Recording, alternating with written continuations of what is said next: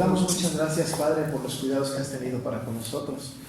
Especialmente, Señor, te damos gracias porque en este día, esta lluvia, este clima, que nosotros, Señor, no podemos de ninguna manera quejarnos, porque este día lo hiciste tú para nosotros y para tu gloria. Muchas gracias por eso.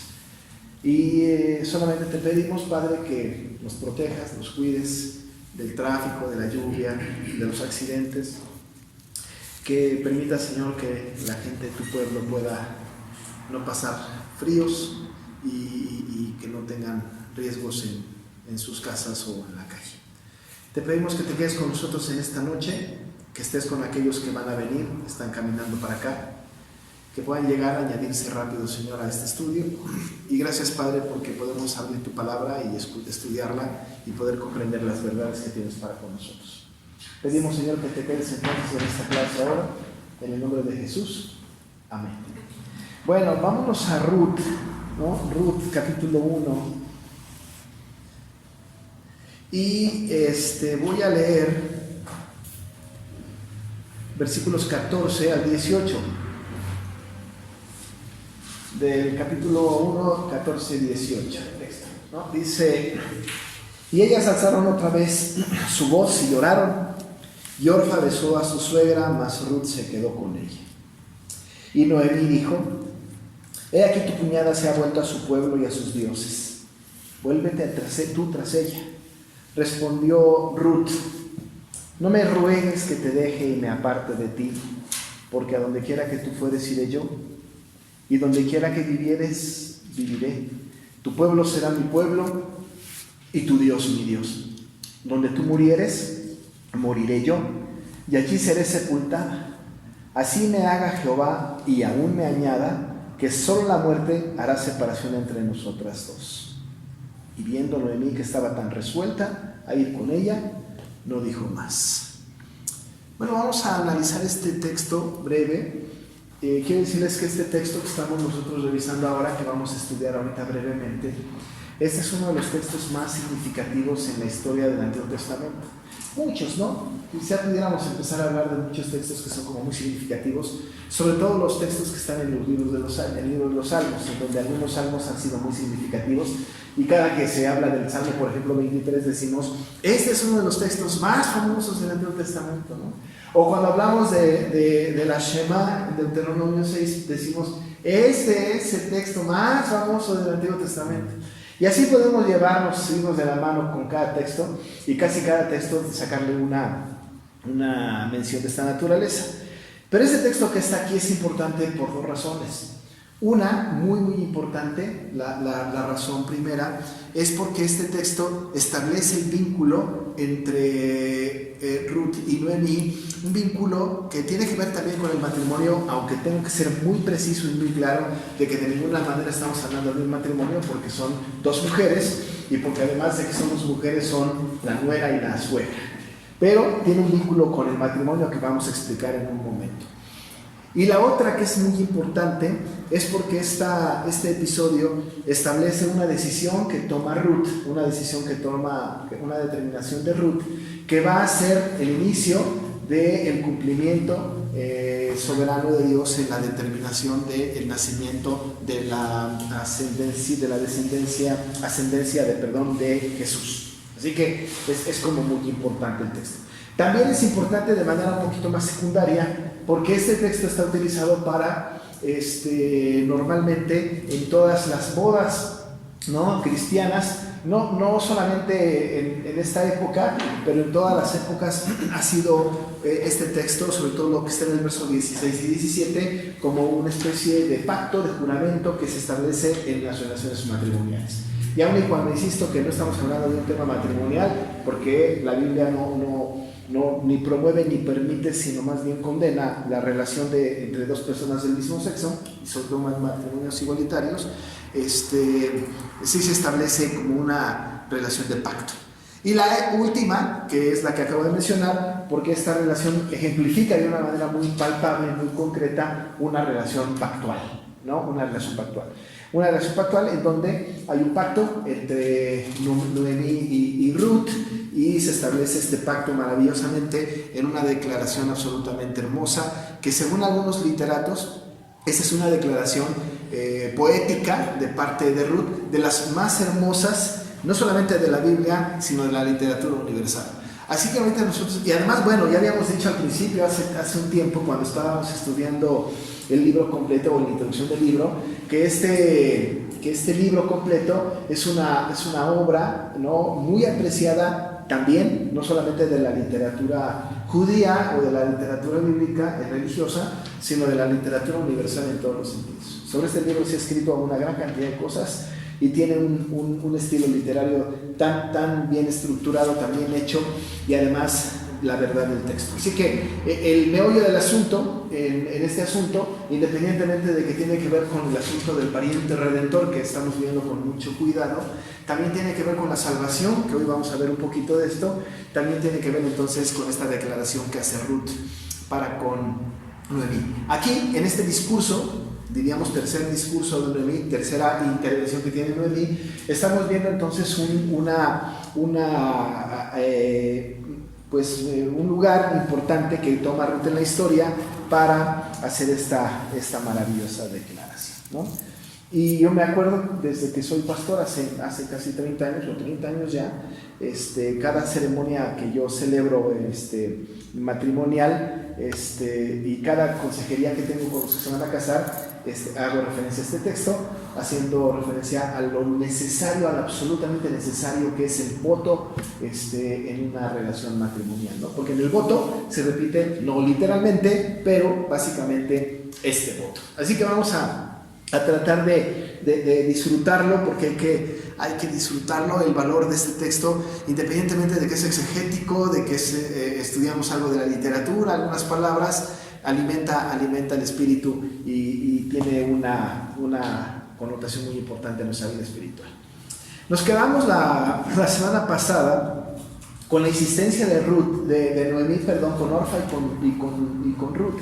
Tenemos todavía las tres, ¿no?, juntas en el pasado, justamente la lección pasada y las anteriores, ¿no? Desde donde entraron a escena Ruth y Orfa, que se habían casado con Malón y Kelión. Ya tenemos entonces un poco ya la introducción a ellas dos. De Orfa y de Ruth se empieza a hablar ya desde muy al principio de la escritura, específicamente en el versículo número 4, y luego van a desaparecer poco a poco, no Ruth, pero Orfa va a desaparecer pues casi de inmediato a partir de este momento que vamos a estudiar. Ruth va a permanecer. Tenemos nosotros la historia de las tres y tenemos nosotros la historia de Noemí hablando con sus nueras, ¿no? Y ya dijimos también, un dato muy importante, que el asunto del levirato tiene que ver con la traducción del cuñado, ¿no? Porque hablábamos acerca de que cuando muriera, según el pasaje de Deuteronomio 25, cuando moría el marido de una mujer, el cuñado, el hermano de él, tenía que tomarla como esposa para continuar con la bendición y la herencia. Tenemos dos menciones, en estos episodios, en este episodio anterior, en donde Noemí hace una expresión, se dirige a las nueras para decirles, volveos, ¿no? Les dice, vuélvanse. Ya dijimos también la semana pasada que vuélvanse o volveos no solamente tiene que ver con regrésense a su casa, sino que recapaciten, ¿no? Que entre conciencia en ustedes, ¿no? Como si les diera unas cachetadas, ¿no? Volveos, vuelve en ti, ¿no? Diríamos en alguna manera muy coloquial, en estos dos sentidos. Uno es regrésate, y otra es vuelve en ti. Y es notorio cuando escuchamos en el texto decir volveos e idos, ¿no? Estas dos expresiones juntas ya nos dan esta intención de vuélvanse, recapaciten, regresen su mente a donde estaba y váyanse, ¿no? Regresen a su casa. Esta expresión se va a volver a repetir en este episodio, en este texto, de una manera un poquito un poco diferente, ¿no?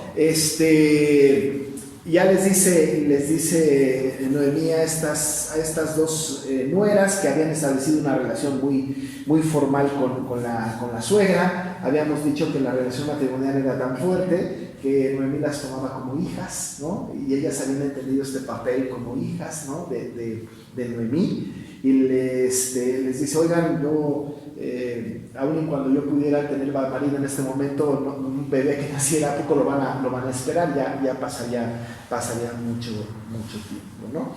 Les dice que ella tiene más amargura que sus nueras, porque la mano de Jehová ha salido contra mí, y con eso terminamos la semana pasada, ¿no? La mano de Jehová ha salido contra mí, ¿no? Y por supuesto que dijimos, es verdad, el Señor está cumpliendo un propósito en su quehacer providente para el cumplimiento de sus propósitos divinos. Ahí nos quedamos y entramos al versículo número 14. Después de que Noemí les dice esto, de que tienen que irse, que no hay manera de que puedan esperar por un marido, por causa de ella, ¿no? Y que la mano de Jehová había salido contra ella, les dice, y después en el 14, y ellas alzaron otra vez su voz y lloraron, ¿no? Tenemos que entender que el llanto era muy grande. Ya estaban en el camino, tampoco estaban en Moab ya, porque ya leímos en el pasado de este texto que ya habían salido, ya habían pues tomado camino. Entonces ya en el camino fue que se dan este tipo de diálogos, cuando les dice vuélvanse, y las dos dicen, pues no, vamos a seguirte, ¿no? Ahora también, ¿no? Están en el camino y vuelve Noemí a insistirles a ellas que tomen conciencia, que piensen lo que están haciendo y que se vuelvan, ¿no? Que tienen que regresarse. Entonces ellas alzan otra vez su voz, ¿no? Fue un camino muy pues de mucho llanto, de mucho sufrimiento, ¿no? de mucho dolor, el camino de regreso, por varias cosas, porque se habían quedado viudas, porque estaban solas, en lo que fuera. Y después de que ellas alzan su voz y lloran, entonces Orfa, ¿no? Como que entra en razón y hace lo que el sentido común tiene que hacer, ¿no? Después de que ya insistió Noemí de que se fueran y que las dos habían determinado seguir a Noemí, después de que ya estaban en el camino, Orfa va a tomar una decisión diferente, ¿no? Ella va a hacer caso y va a volverse y regresarse, es decir, va a tomar conciencia. ¿Recuerdan ustedes que una de las cosas que Noemí les había dicho a estas dos mujeres es que tenían que regresar a su familia, con su madre, con sus dioses, con su pueblo? Eso era muy importante. Nos parece claro que Orfa, en el momento de que va a regresar, que finalmente toma conciencia, besa a su suegra, y eso es algo muy significativo porque tiene un gran aprecio para con Noemí, ¿no? Le besa, ¿no? Y se despide y va a regresarse. El sentido común entonces indica que esto es lógico, porque evidentemente Orfa ha reflexionado, ha pensado, ha razonado todas las circunstancias que puede tener el regresarse o no regresarse, más bien ir por primera vez a una tierra extraña. Noemí ya sabía lo que era ir a una tierra extraña, ¿no? Porque Noemí había salido de Belén y se había ido a Moab. Quizá por eso la insistencia. Es posible que Noemí haya pensado, oigan, yo ya lo experimenté, ¿no? Una cosa que yo le digo ahora a los pastores jóvenes, recientemente a un pastor joven se lo acabo de decir, que me decían, yo escuché en el pasado también, y yo le decía a este pastor, oye, cuando tú vas, yo fui y vine por ese camino 1000 veces. Es un poco como decir, yo ya pasé por esa experiencia, entonces escúchame, ¿no? Yo le decía a este pastor muy joven, por una situación que le está pasando, yo le decía, por lo que tú, cuando tú vas, yo ya fui y vine muchas veces, ¿no? O sea, te llevo 30 años de ministerio. Me parece que Noemí estaba un poco en esta situación cuando habla con sus nueras y les dice, oigan, vuélvanse, porque yo ya pasé esta experiencia. Es posible entonces que Orfa haya reflexionado sobre la experiencia y haya pensado, es verdad, voy a ir a una tierra extraña, voy a ir con personas extrañas, voy a ir a adorar dioses extraños, qué sé yo, cualquier cosa, porque no tenemos ninguna evidencia hasta este momento de una conversión de ninguna de las dos. La verdad es que entonces ella seguramente reflexionó y pensó que todo esto era bastante difícil. De veras, voy a seguir esto. Y razona, ¿no? Desde el punto de vista humano, sacar conclusiones razonadas es muy importante, ¿no? Es decir, hay que pensarlo bien. Cualquier paso que vamos a dar, hay que pensarlo, hay que meditarlo, hay que poner las cartas sobre la mesa. Ese es un asunto muy coloquial entre nosotros. Otra expresión muy coloquial para nosotros es poner los puntos sobre las íes, ¿no? Es decir, pensamos en todas las posibilidades y tenemos una gran análisis sobre la decisión que vamos a tomar, ¿no? Un gran análisis. Me parece que Ruth toma Orfa, reflexiona en todo lo que ha dicho Noemí, le besa, es decir, se despide, ¿no?, de su suegra, y se va. Ese es el último párrafo, la última vez que vemos a Orfa en la Biblia. No más. No volvemos a escuchar de ella, no sabemos nada de ella, ella se regresa. La pregunta es, para los que somos o son muy detallistas en los detalles, o sea, muy cuidadosos en los detalles, ¿será que Orfa haya experimentado una conversión? ¿Es posible que Orfa se haya perdido cuando se murió y no haya ido a la presencia del Señor? ¿Es posible que ella, solamente por haber tenido contacto con una familia cristiana, que no cristiana, temerosa de Jehová, haya ido al cielo? Esas son preguntas que nosotros no conocemos. Una de las cosas que va a ser interesante es que cuando lleguemos al cielo puede ser que no la veamos a Orfa, puede ser que sí. Eso solamente está en el misterio de Dios. Lo que sabemos es que sale de la escena, no se vuelve a mencionar para nada en la Escritura. Y como yo digo siempre, Dios la creó, hizo que naciera solamente para estos 14 versículos de Ruth. Nada más. Se acabó la historia de Orfa. Pero la historia del libro no se acaba ahí. Orfa termina su participación en la novela, ¿no?, en la obra de redención, en este texto. Pero lo que sigue es muy importante. Dice más Ruth. Una palabra más, ese más en el idioma original sobre todo es muy significativo. Ese más puede ser traducido también sin embargo. Incluso hay personas hoy día que de una manera equivocada juntan el más y el sin embargo. Hay personas que dicen más sin embargo, ¿no? Esa es una cosa mala, ¿no? Es un error gramatical, ¿no? Que somos muy juzgones los que conocemos algo de la gramática y decimos, hasta suena mal, ¿no? Choca en el oído. Más sin embargo, da una intención como de mal educado, como no sé, ¿no? Una persona así. Es una redundancia, ¿no? Es una redundancia. Porque el más y el sin embargo significan la misma cosa. Sin embargo, tiene más intención o tiene un poquito más de significado para nosotros, porque es a pesar de, ¿no? Pudiese ser. Ese sin embargo es, a partir de todas estas circunstancias, esta acción con el sin embargo en medio significa que una vez evaluado todo esto, con todo y lo que he pensado de las consecuencias que hay sobre todo este asunto, de todas maneras analizando todo esto, yo tomo la otra decisión, ¿no? Me pueden decir, pues ya me argumentaste, ¿no? Si mi esposa me dice, vamos a comer, ¿no? Vamos a comer hoy crema de calabaza. Bueno, calabaza no, porque la calabaza sí me gusta, pero de zanahoria, por ejemplo, o de chayote sería lo peor, ¿no? Porque el chayote es espantoso. Si me dijera, te voy a hacer crema de chayote, y me pone todos los argumentos nutricionales y no sé qué, yo digo, mira, ya me dijiste todo eso, ya entendí todo, sin embargo, quiero un arroz blanco, ¿no? Ya te escuché, ya lo analicé, ya vi todas las bondades, ya vi todo lo que tú me dices, sin embargo, es decir, a pesar de todo, una vez evaluado el asunto, prefiero, ¿no? Este más tiene una implicación entonces de un análisis anterior de los conceptos, de las ideas anteriores, para tomar un camino diferente, ¿no? También puede ser el mismo camino, ¿no? Puede ser el mismo camino, pero en este caso no vemos eso. Lo que estamos viendo nosotros en este caso es un camino distinto, es una decisión, una determinación diferente. Y les dice entonces, ya después de que Orfa besa a su suegra, más Ruth se quedó. Ya, con eso, es como que suficiente, ¿no? Se quedó con ella. Ahora, quisiera yo hacer mención de que esta expresión de se quedó con ella es altamente significativa en el texto. Desafortunadamente nadie tiene aquí una nueva versión internacional, no creo, o de la nueva traducción viviente, ¿no?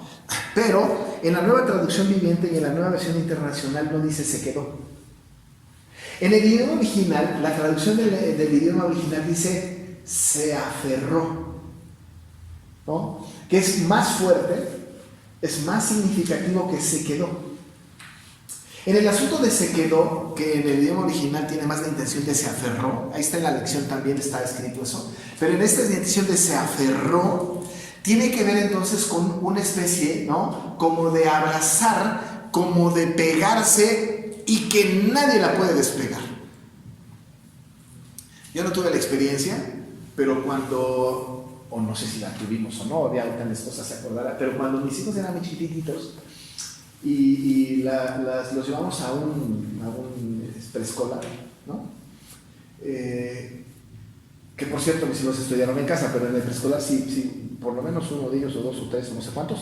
Yo te digo cuando Alejandro no se quería meter al mar. Bueno, esa es una. Pero cuando en el preescolar, que es como más común para todos, ¿no? Porque nosotros vivíamos en el mar, pues muchos años. Pero cuando iban a la escuela, los chiquititos por primera vez se abrazan de la mamá, ¿no? Y no se despegan por nada del mundo. Y quitárselos es increíblemente difícil. Esta acción del pequeño aferrándose a su mamá es un asunto en donde verdaderamente, ¿no? Estoy pegado, aferrado, estoy abrazado. No hay manera de que me quite, ¿no? Bueno, mi hijo cuando se quería meter al mar, aferraba a su mamá y no se quería meter al mar. No se quería, por supuesto, ¿no? Pero ese aferrarse, ese abrazarse, ese pegarse, ¿no? Es como lapa, ¿no? Pegarse al cuerpo de otra persona, implicaba pues tener esta sensación de contigo estoy protegido. Tú eres la persona más amada, eres la persona que me va a cuidar, la que me va a proteger, la que va a ver por mí. Eres la única persona de autoridad alrededor. No se va a aferrar de la señora que está junto, ¿no? Todo lo contrario, va a huir de la señora que está junto. Se va a pegar con la persona más allegada, de más amor, de más compromiso, y se pega. Esta expresión entonces de se quedó con ella no solamente es que, bueno, adiós Orfa, y que entonces haya quedado Ruth parada, Noemí por ahí, y dice, pues vámonos. No. Tiene una intención de, quizá no se abrazó a Noemí, pero esa es la intención con la que Ruth se había determinado quedar con Noemí. ¿Había hecho el mismo análisis que Orfa? Posiblemente que sí. ¿Habían quizá ellas platicado durante el camino en algún momento cuando Noemí estaba dormida? Oye, ¿ya te das cuenta de lo que estamos haciendo? Nos vamos a ir a una tierra extraña, vamos a dejar a nuestra familia, ¿qué va a pasar con nosotros? Seguramente lo platicaron. Y en esa reflexión Orfa determina irse, pero Ruth toma una decisión diferente. Gracias a Dios, porque la decisión que toma Ruth nos tiene aquí a nosotros ahora.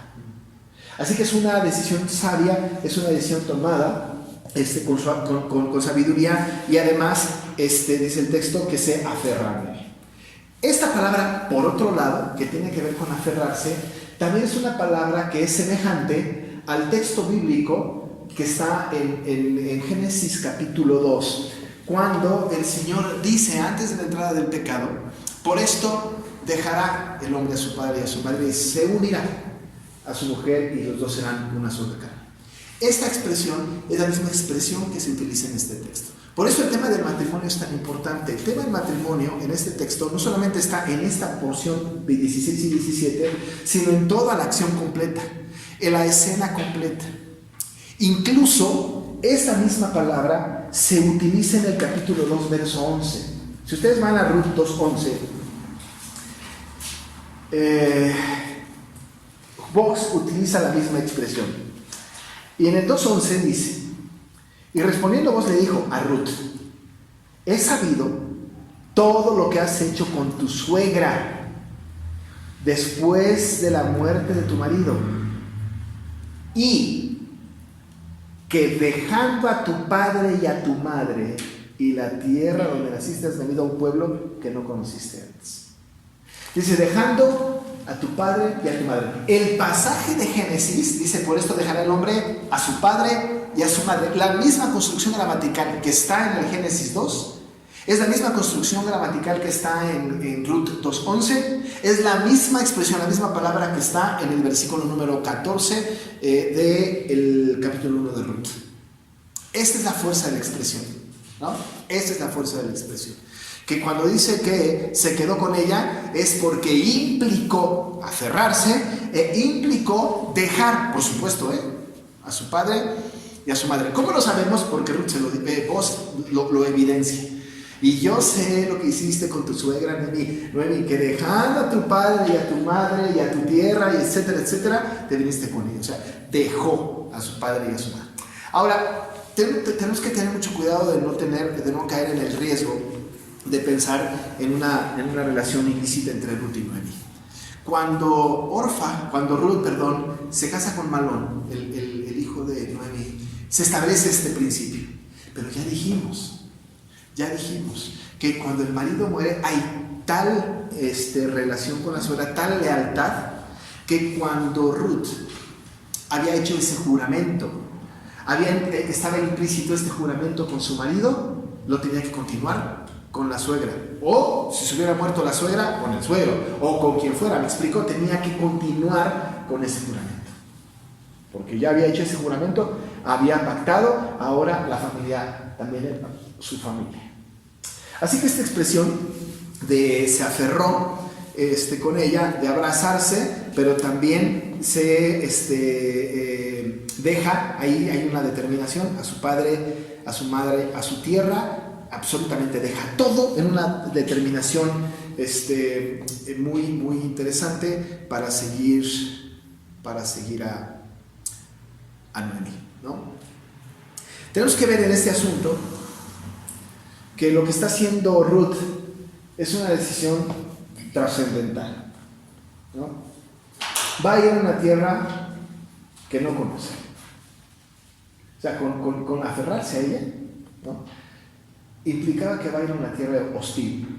No solamente que no conoce, sino que le puede resultar hostil, que le puede resultar contradictorio irse allá. Porque ustedes saben, como hemos hablado, de que tenían la norma, según la ley en Deuteronomio, que por 10 generaciones no podían entrar a la congregación de Jehová un moabita.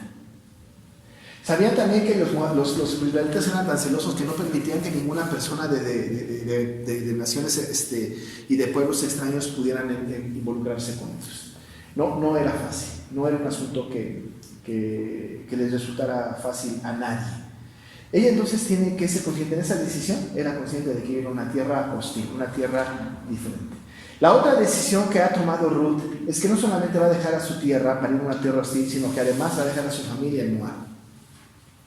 ¿No? Va a dejar a su mamá y a su padre. Ya dijimos, le dijo vos, has dejado a tu padre y a tu madre. Va a dejar a sus padres. Dejar a los amigos, dejar a la colonia, dejar la ciudad donde uno vive no es tan significativo como dejar a los padres. Más en aquel tiempo en donde había mucho arraigo. Gracias a Dios que Belén el pueblo judío no era como los Estados Unidos de ahora.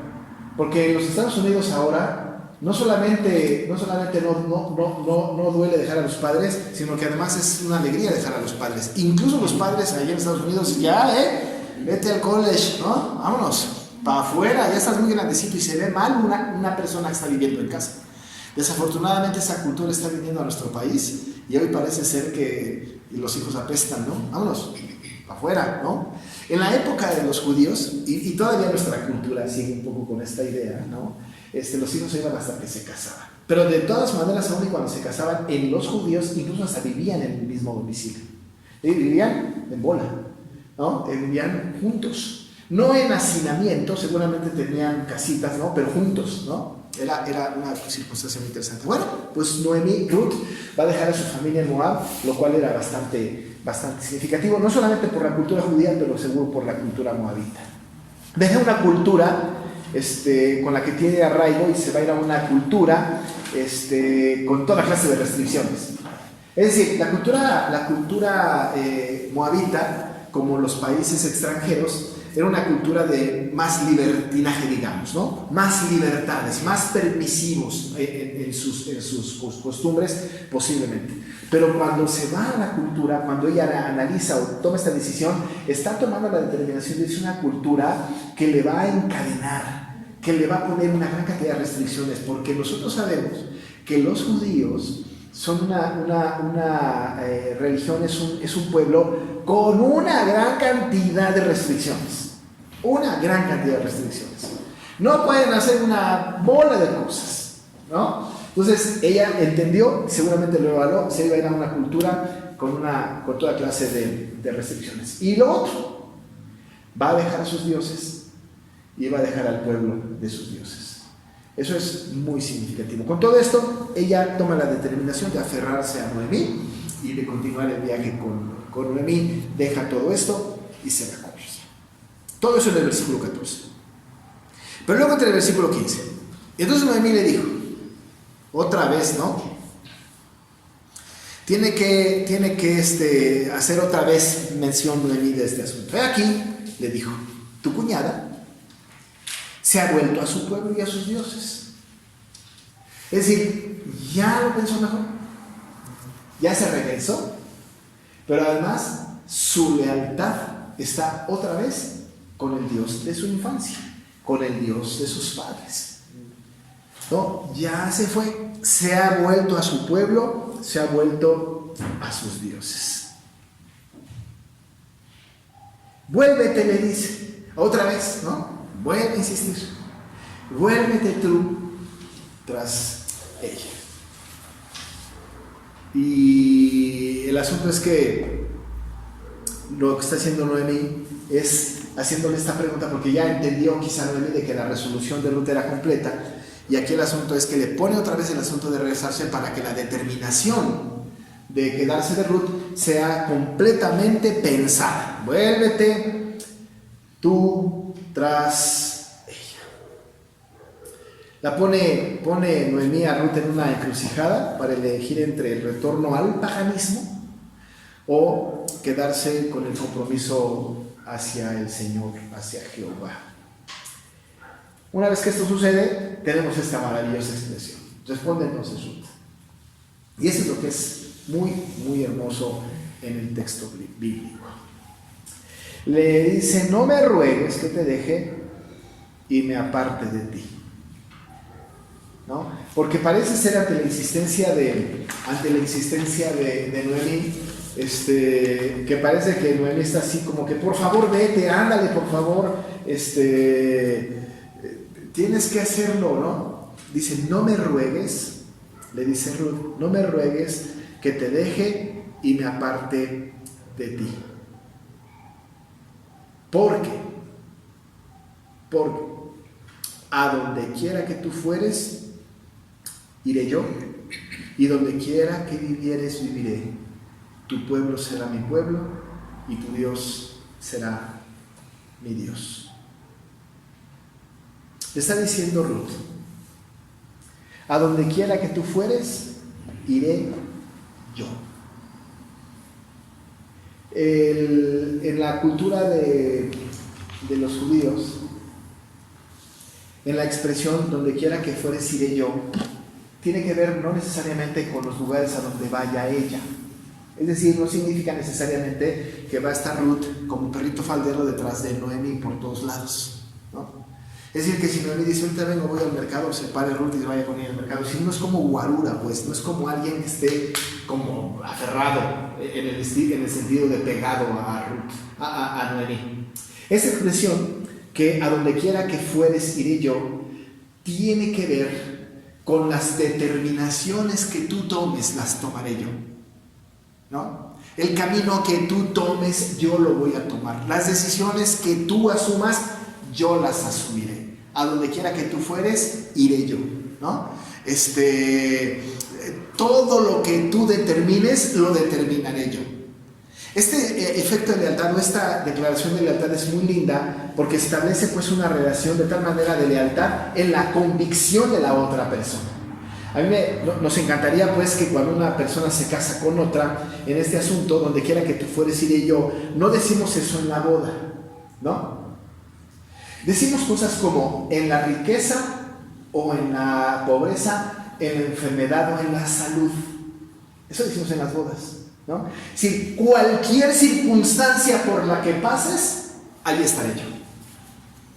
Cualquiera, a donde quiera que fueres, iré yo. La circunstancia que sea, por muy difícil, por muy poco placentera, por muy peligrosa, ahí voy a estar, ¿no? Ahí voy a estar. Y nos queda claro, porque en la historia completa nosotros tenemos a Ruth obedeciendo a Noemí. Viene y le cuenta y le dice, mira, te vas a ir allá y vas a estar con él y vas a ir a su era, etcétera, etcétera. Va a seguir las instrucciones de Noemí. Dice, donde quiera que tú fueres, dice, iré viviré. Tampoco significa que tiene que ver con un lugar físico, sino tiene que ver con el lugar alrededor, ¿no? Si a mí alguno de mis hijos me dijera, donde quiera que vivieres, vivieres tú, viviré yo, diría, no, piénsatelo bien. Yo lo que quisiera es que mejor, ¿verdad? El casado casa quiere. Ándate a vivir a tu casa, ¿no? Pero este asunto de donde vivieres, viviré, no necesariamente tiene que ver la misma casa, sino tiene que ver quizá el mismo pueblo, la misma ciudad. Hoy es más difícil, ¿no? Hoy es más difícil, porque pues, la situación es un poco complicada, ¿no? Es un poco difícil, pero tiene esta intención siempre. Aquí también está confirmando Ruth, que también dejó a sus ídolos, ¿no? También, por supuesto, eso lo voy a mencionar ahorita, por supuesto, ¿no?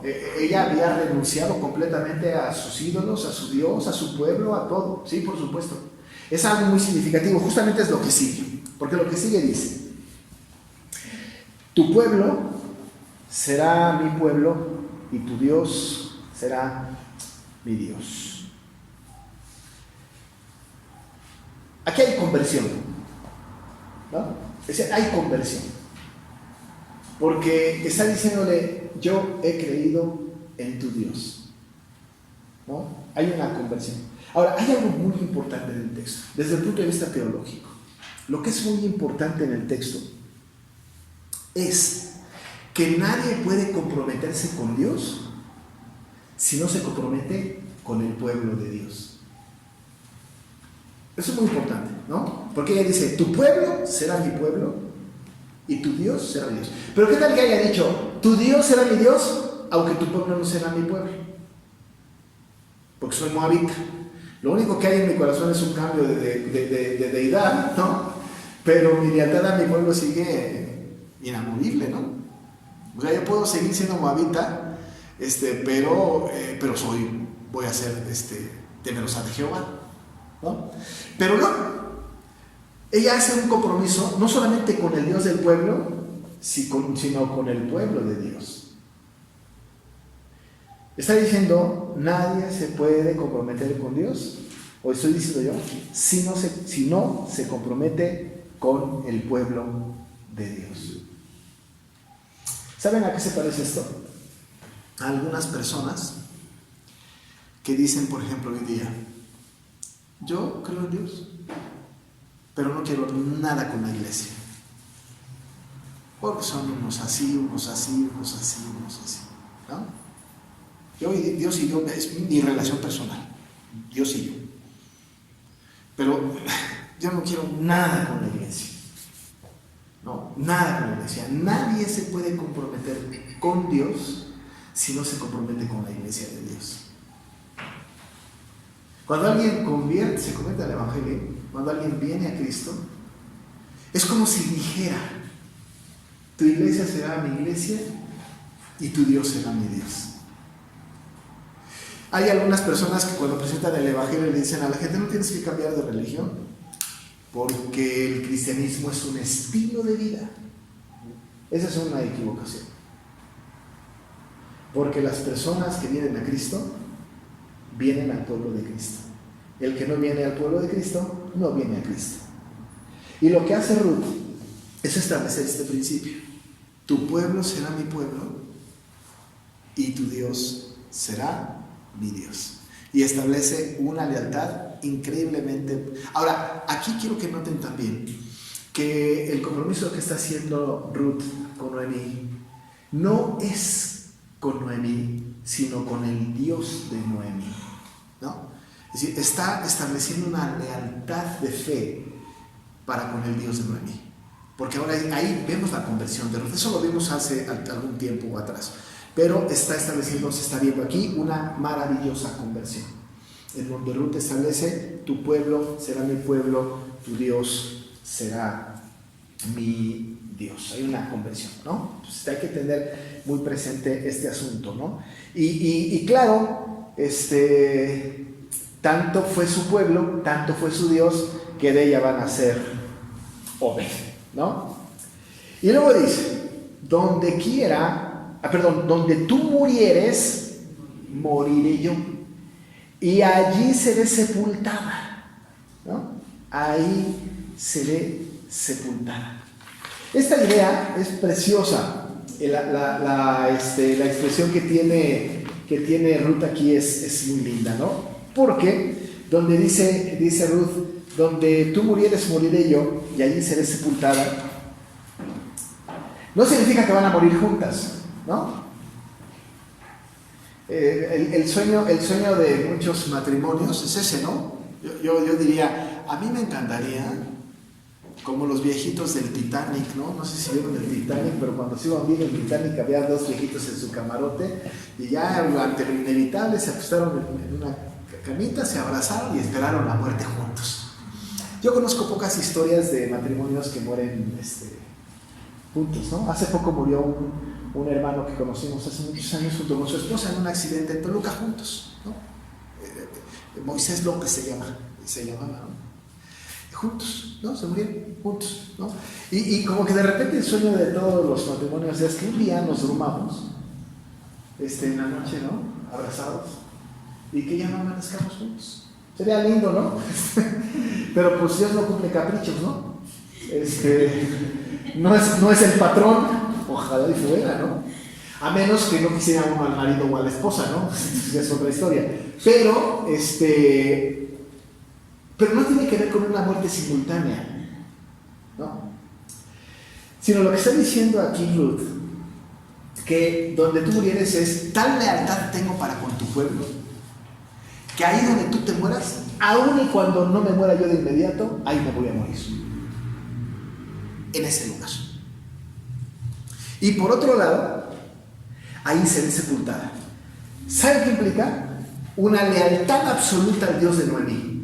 Una lealtad absoluta a Noemí, porque no importa que estés o no, no importa que vivas o no, esta lealtad que yo te tengo tiene que ver, mi fe va a permanecer hasta el final, hasta que el Señor me llame. No importa que tú te mueras. No importa que tú te mueras. Si tú te mueras, no me voy a regresar a Moab, porque el juramento que tiene es donde tú murieres, moriré, y ahí seré sepultada.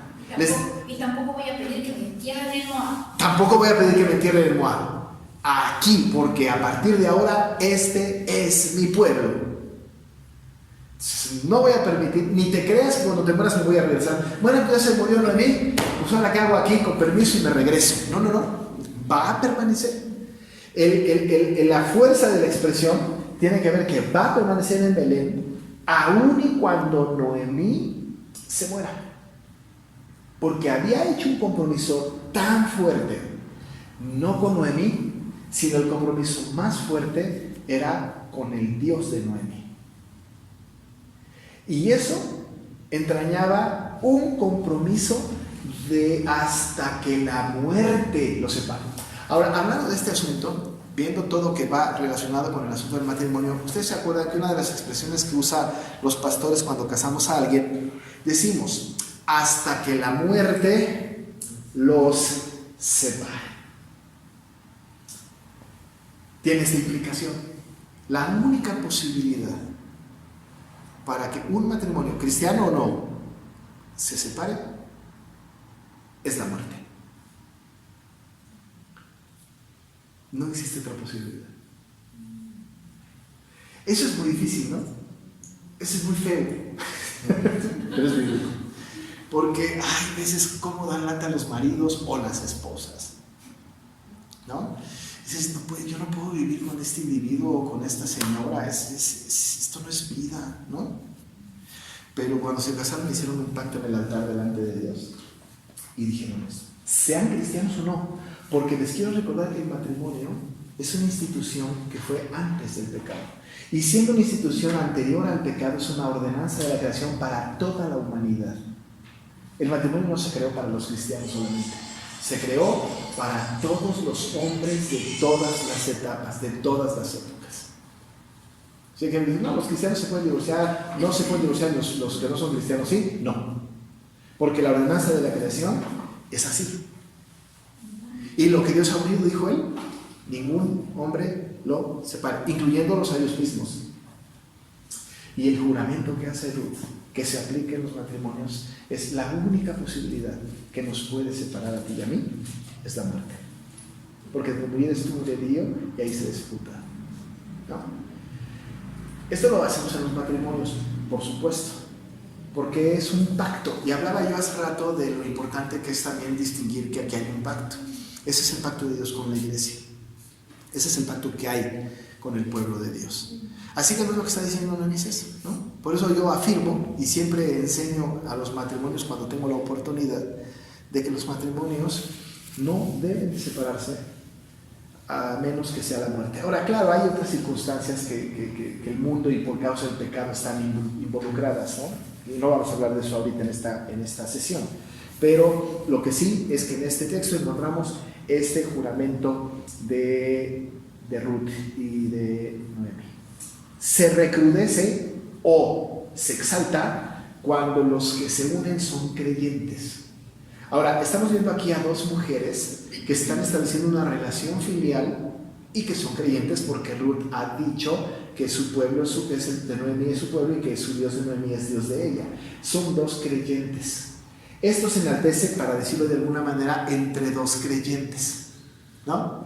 La Biblia, por ejemplo, en el caso del matrimonio dice que si el marido de una de las hermanas no es creyente y decide separarse, sepárese porque no está sujeta a servidumbre, dice el escritor. No, eso dice. Pero solamente se insiste.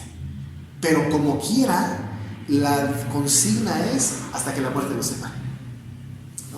Pero incluso en el libro de Primera de Corintios, en el capítulo 7, se establece que la mujer que se separa del marido, ¿no? Dice entonces, te separaste, ok, quédate sin casar. O reconcíliate con tu marido. Entonces todo eso está implicado en este juramento maravilloso. Le dice entonces Ruth a Noemí, donde tú murieres, moriré yo, y allí seré sepultada. Es decir, no habrá manera de que yo me vaya cuando te mueras. Porque además era obvio, digo, en el cronómetro de las personas por las edades, obvio que los que son más viejos se mueren más pronto, ¿no? Bueno, esa es la lógica, ¿no? No sabemos quién se murió primero, porque eso no lo registra la Biblia. Seguramente Noemí. Y luego tiene esta expresión linda, muy, muy linda, porque aquí se evidencia la conversión de Ruth. Y hace un juramento en el nombre de Jehová.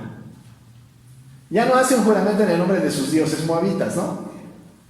Dice, así me haga Jehová y aún me añada, que solamente la muerte hará separación entre nosotros dos. Evidentemente, ¿no? Hay una conversión, es una evidencia de la conversión de Ruth, ¿no? Es una evidencia porque está hablando de Jehová ahora, su nueva lealtad. Porque era ahora su Dios. Porque le había dicho a Noemí, tu Dios era mi Dios, pues ya era. Ahora dice que en el nombre de Jehová, así me haga Jehová y aún me añada, que solo la muerte hará separación entre nosotras. Entonces es como si dijera Ruth, Dios está como testigo, ¿no? Dios está como testigo de que solo la muerte podrá separarnos a los dos, ¿no? Otra vez el tema del matrimonio porque está implicado, ¿no? Cuando se casa una pareja, está Dios como testigo. Y cuando decimos sí, que ni la muerte hasta que la muerte nos separe, estamos poniendo a Dios como testigo. ¿Qué tal que el marido o la esposa que se está casando o la esposa que está casando diga, así me haga Jehová y aún me añada? Es decir, está Dios como testigo y Él puede ejecutar un juicio contra mí, ¿no? Debido a mi falta de compromiso. Y me añada, o me haga y aún me añada, que solo la muerte hará separación entre nosotras dos. Cuando vas a esto, por último, Noemí se da cuenta de lo que está pasando, ¿no? Y entonces resuelve Noemí. Dice, y viendo Noemí que estaba tan resuelta a ir con ella, no dijo más. No dijo más. Ya no siguió insistiéndole. No vamos a volver a ver en el texto bíblico del libro de Ruth ninguna insinuación, ninguna insistencia para con Ruth de que se vuelva. Ya se lo dijo 3 veces. La tercera fue la vencida. Y después de la declaración de lealtad de Ruth para con Noemí, dice la Escritura que no dijo más, porque Ruth estaba resuelta. Esta palabra, resuelta, tiene que ver con la evidencia de la salvación. Es como cuando yo digo, yo creo en Jesús como mi Señor y mi Salvador. Esa es una resolución. Eso es cuando hay una expresión de esa naturaleza, y nosotros percibimos que hay ese tipo de conversión, podemos decir que está resuelta la declaración. No hay manera de echarse para atrás. Cuando Noemí se dio cuenta de que ya por más que insistiera esto no iba a suceder, no dijo más. Porque ahora Noemí por fin entendió que ciertamente ahora para Ruth el pueblo judío era su pueblo y el Dios judío era su Dios. Y era absolutamente necesaria esta introducción del texto para que pudiésemos entender después con toda claridad que cuando Boaz se va a casar con Ruth, no se está casando con una moabita, se está casando con una convertida, con una persona que ya es de su fe. En el matrimonio de Boaz con Ruth no hay yugo desigual, ¿no? Porque hay una conversión, porque estaba resuelta la conversión de entonces no hay pecado. Porque algunas personas han dicho, no, pues si Boaz se casó con una extranjera, estaba prohibido. No se casó con alguien no creyente, se casó con una creyente, bien creyente, ¿no? Porque había resuelto creer en el Dios de este pueblo y se unió al pueblo de este Dios. Pues vamos a dejarlo aquí, mis amados hermanos, y ya le seguimos la próxima semana. Bueno, vamos a orar, ¿no? Para acabar. Señor, te damos muchas gracias porque nos das la oportunidad de estudiar esto y porque podemos entender, Señor, este voto de Ruth para con Noemí y asemejarlo, Señor, al matrimonio de nuestros tiempos y de todos los tiempos. Y nosotros, Señor, hemos hecho en algún momento una declaración semejante y estamos seguros de que viene de ti. Bendice este tiempo, bendice este estudio. Está con los hermanos que no pudieron venir, Señor, y a los hermanos que estamos aquí. Acompáñanos a casa, Padre, hoy. Que lleguemos con bien, que podamos descansar para seguir el día de mañana con nuestra actividad. En el nombre de Jesús es que te adoramos y te agradecemos. Amén.